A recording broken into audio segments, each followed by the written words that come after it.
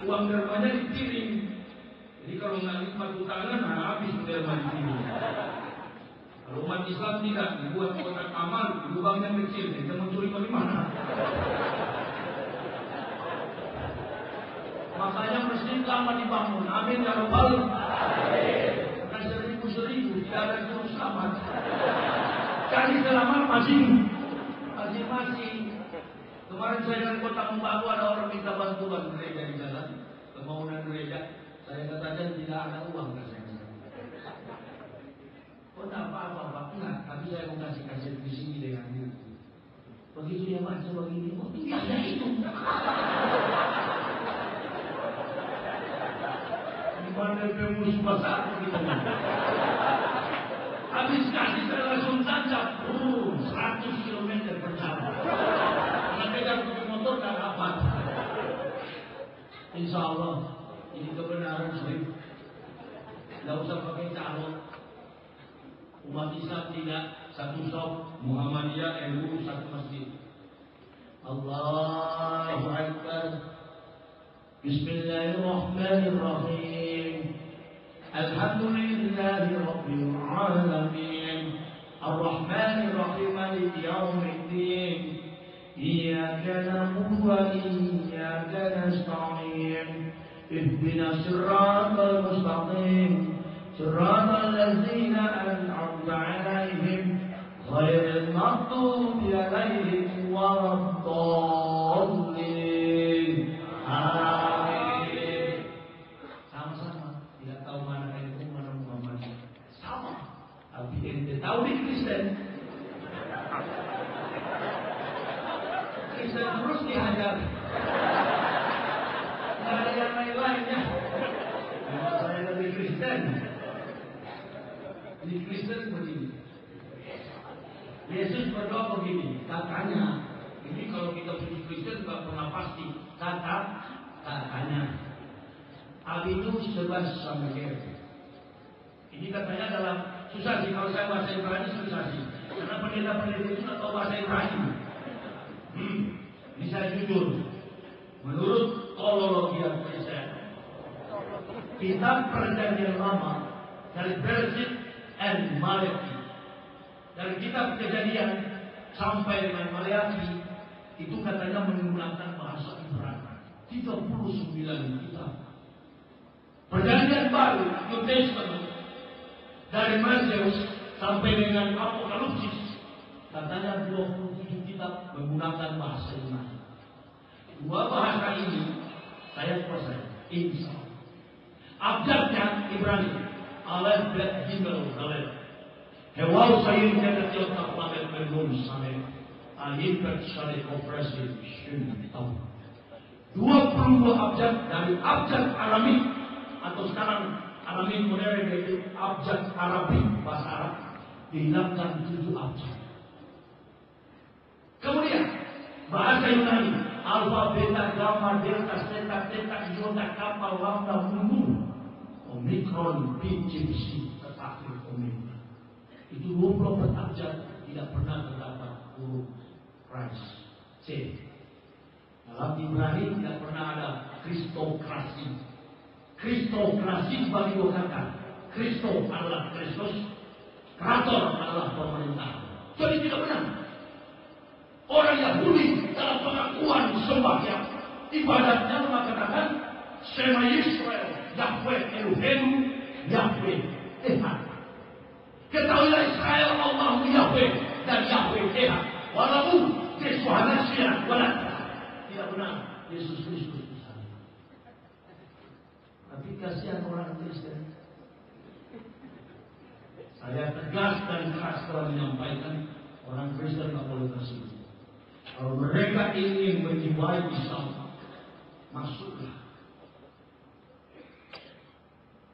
Lalu, kenapa Yesus jadi Tuhan? Karena Paulus adalah orang yang dididik oleh Gamaliel terkemuka Yerusalem, ahli filsafat Stoa ala panteistis. Paulus ini yang bermain dengan kekuatan spekulasi filsafat dan mengatakan jika anak Maria datang ke dunia tanpa proses biologis, Dialah Tuhan yang menjelma menjadi manusia. Apa argumen Paulus? Paulus mengatakan Tuhan tidak mampu lagi menyelamatkan manusia kecuali Dia turun sendiri menjadi manusia. Ini inti betul. Dari zaman Nuh, dari zaman Ibrahim, dari zaman Musa, dari zaman Ismail, Ishak, Yakub, 12 bangsa biadab, sampai umat manusia dewasa ini, tidak pernah Tuhan datang sebagai manusia. Adam yang lahir lebih hebat dari kelahiran Nabi Isa. Kenapa tidak dituhankan oleh Nabi-Nabi Israel? Bukankah Adam datang ke dunia juga dengan cara yang spektakuler? Perlu menemukan cakrawala berpikir orang Kristen bahwa simbol-simbol filsafat itulah yang membutakan pikiran dan hati umat Kristen. Orang Islam tidak begitu. Nabi Muhammad SAW tidak pernah jumpa dengan Nabi Isa. Saya mengakui Islam.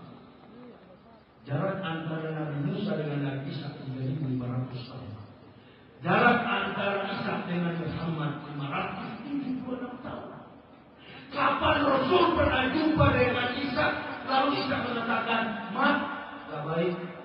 Di kemudian hari tolong ente tulis anak punya nama. Tidak, karena rentang waktunya 600 tahun. Dari mana Rasulullah SAW tahu tentang Nabi Isa? Dari mana? Beliau bukan seorang profesor akademik, tidak pernah mengkaji kitab Nabi-Nabi sebelum beliau.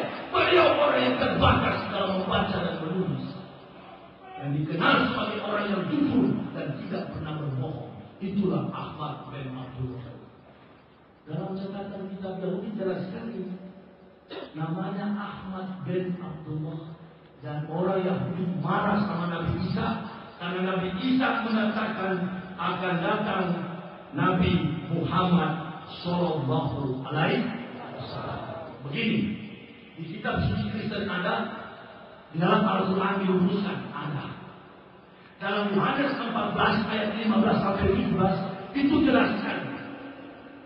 Yesus menjanjikan begini, aku akan pergi kepada Bapa. Sama, kebetulan saya sudah 4 tahun beragama Islam. Al-Quran dan Bible ini masih ada di kepala. Bible di kepala saya, Al-Quran di hati saya. Karena saya membaca Al-Quran beda dengan Bible. Kalau Bible, pengertian, pengetahuan orang kafir di kepala. Tapi pengetahuan umat Islam di dalam hati. Saya baca Al-Quran jelas sekali dalam surat Al-Kahfi ayat 11. Ma'asyara min musbatin illa biiznillah wa may yu'minillahu yahdi qalb wallahu bikulli shay'in alim. Jadi Allah akan memberikan pengetahuan di dalam hati umat Islam, bukan di kepala. Makanya itu kafir-kafir walaupun dia profesor sampai tasak di kepala. Ngarahkan semua itu. Yang ada di pikiran mereka itu cuma uang. Yang ada di pikiran mereka itu cuma duniawi. Itu Profesor Habibie, manusia cerdas. Dia di Jerman sana sampai hari ini. Dia bercerita dengan saya dan mengatakan, saya masih puasa Senin Kamis. Habibie di tengah komunitas kafir, dia mampu bertanding, dia mampu bersaing, menunjukkan kompetensi jati dirinya sebagai pengikut Rasulullah Sallallahu Alaihi Wasallam. Tidak mau kalah dan tidak pernah terkontaminasi dengan budaya Jerman. Habibie, istrinya meninggal juga ibu Aga Alimun Habibie, dimuliakan Allah, begitu banyak amal soleh. Walakul mautabal hajat tajiyatullahu ayyukum asadu. Tiket orang Islam sudah ada, amal soleh. Yang amal soleh apa sunat pun tidak. Tidak bisa. Setelah ibu Haja ibu dimuliakan Allah, saya teringat pendeta teman saya dalam berkus juga mati. Pakai nasi putih.